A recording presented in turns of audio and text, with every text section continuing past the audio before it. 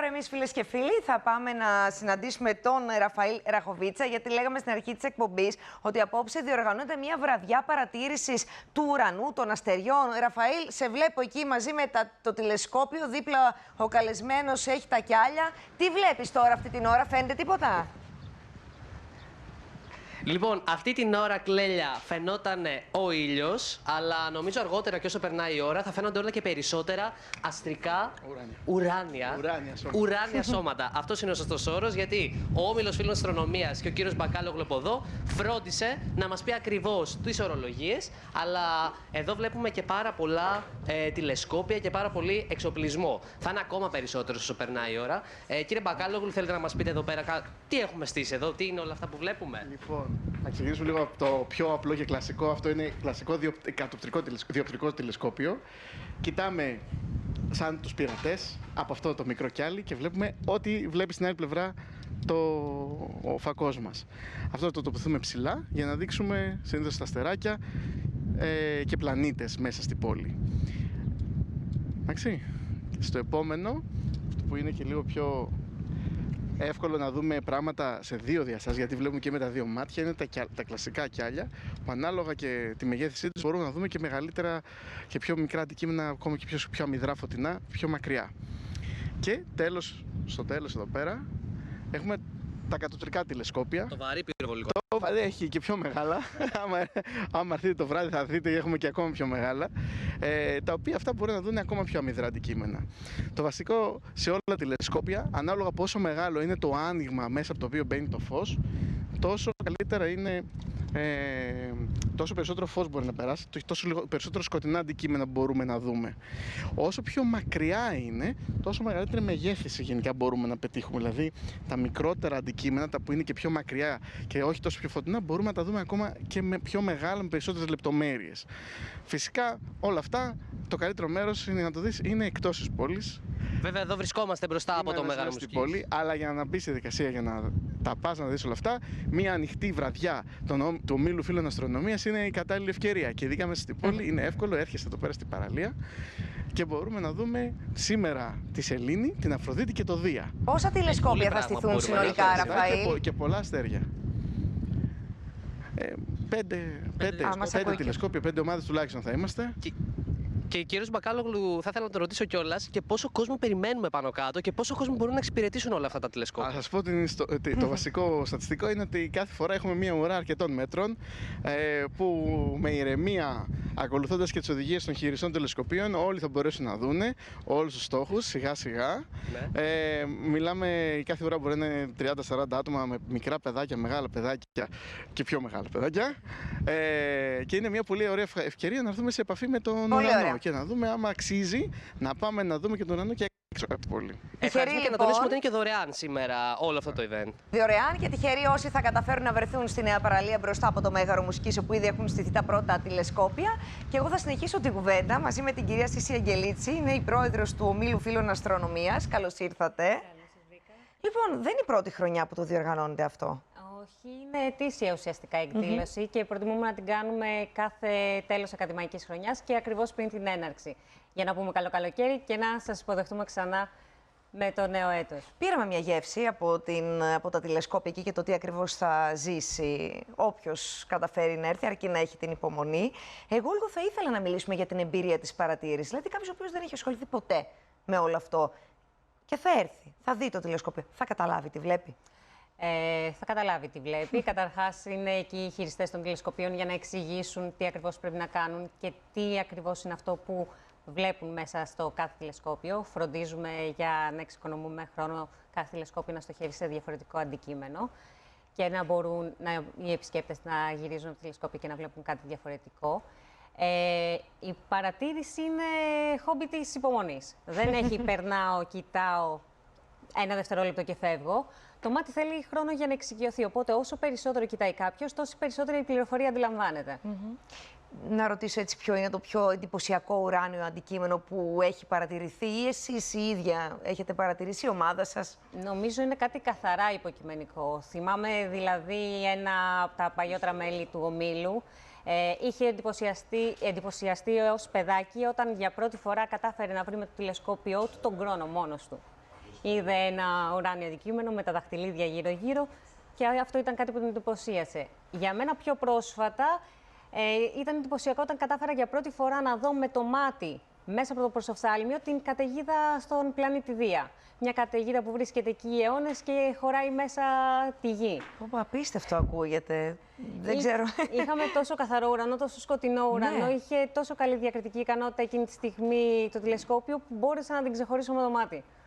Άρα μπορεί κάποιο να δει τόσο μακριά. Γιατί ακούγοντας κάποιος βλέπει με ένα τηλεσκόπιο, δεν μπορεί να αντιληφθεί ότι μπορεί να δει πλανήτες άλλους σε τόσο μεγάλη απόσταση. Και αυτό είναι μόνο στη γειτονιά μας. Μπορούμε να δούμε αντικείμενα πολύ πιο μακρινά, όπως γαλαξίες.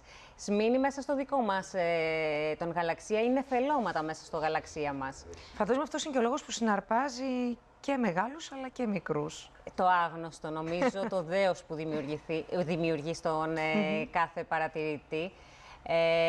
Και δεν χρειάζεται καν εξοπλισμό για να νιώσει, θεωρώ, κάποιος αυτό το δέος, αρκεί να σηκώσει το βλέμμα του ψηλά.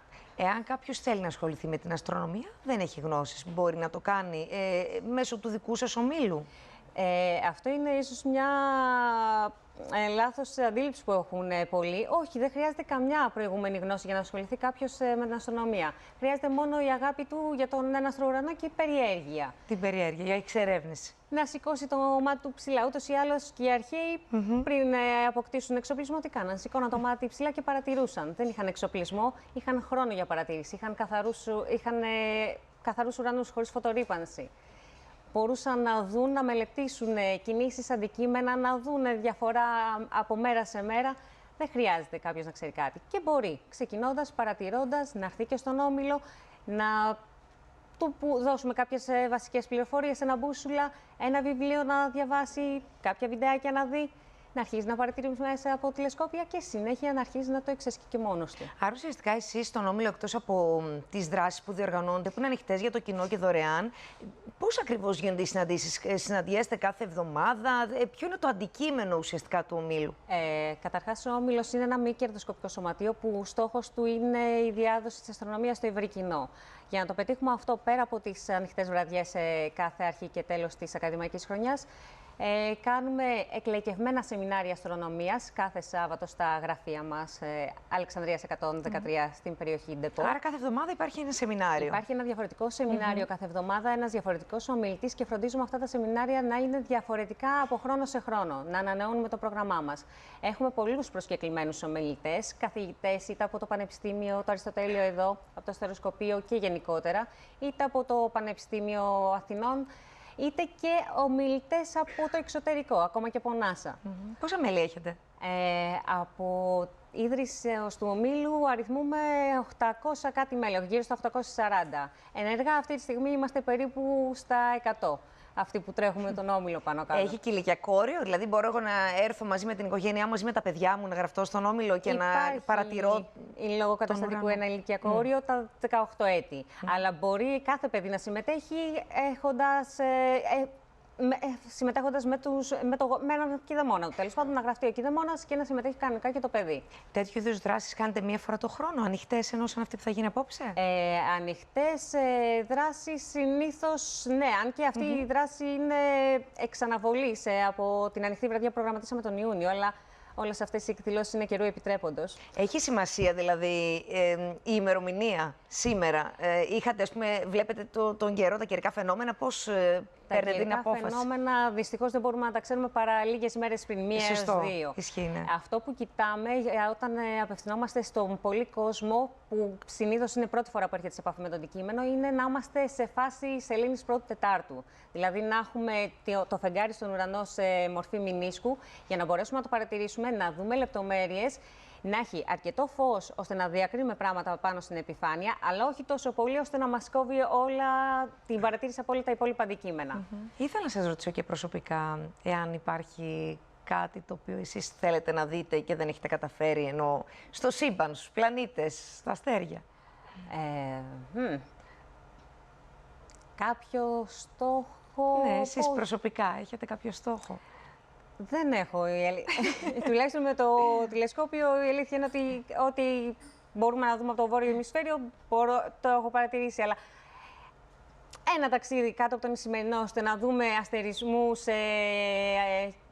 και αντικείμενα που δεν φαίνονται από το βόρειο ημισφαίριο, ναι, γιατί όχι. Όπως για παράδειγμα ο Σταυρός του Νότου. Καλώς ή κακώς, οι αστερισμοί χωρίζονται σε κατηγορίες. Κάποιοι φαίνονται όλο το χρόνο από το βόρειο ημισφαίριο, κάποιοι όλο το χρόνο από το νότιο ημισφαίριο και δεν φαίνονται αντίθετα. Οπότε ένα ταξίδι κάτω από τον Ισημερινό, γιατί όχι, για να δούμε και διαφορετικούς αστερισμούς, διαφορετικούς σχηματισμούς. Ή να δούμε το φεγγάρι ανάποδα. Σας το εύχομαι λοιπόν. Και ένα μήνυμα για τους τηλεθέατες, για όσους το σκέφτονται να έρθουν σήμερα στο Μέγαρο, να δώσουμε έτσι λίγο ένα μήνυμα. Τι θα δούνε σήμερα? Σήμερα, δυστυχώς, λόγω εποχής δεν έχουμε πολλούς πλανήτες, οπότε θα δούμε τη σελήνη, θα φροντίσουμε να τη δούμε και ολόκληρη, να δούμε και την διαχωριστική γραμμή μεταξύ φωτισμένης και αφώτιστης πλευράς. Θα εστιάσουμε και σε κάποιους κρατήρες πάνω στην επιφάνεια. Θα δούμε την Αφροδίτη, που αυτή τη στιγμή είναι το φωτεινότερο αντικείμενο στον νυχτερινό ουρανό μετά το φεγγάρι. Και εκεί θα παρατηρήσουμε μια λεπτομέρεια, ότι η Αφροδίτη δεν φαίνεται σαν τους υπόλοιπους πλανήτες. Φαίνεται σαν το φεγγάρι. Ένα κομμάτι της. Φαίνεται σαν μηνίσκος κι εκείνη. Θα δούμε διπλά αστέρια, όπως ο Αλμπιραίο και ο Μιζάρ. Και μπορεί να δούμε για αστέρια να πέφτουν, που δεν το βλέπουμε συχνά.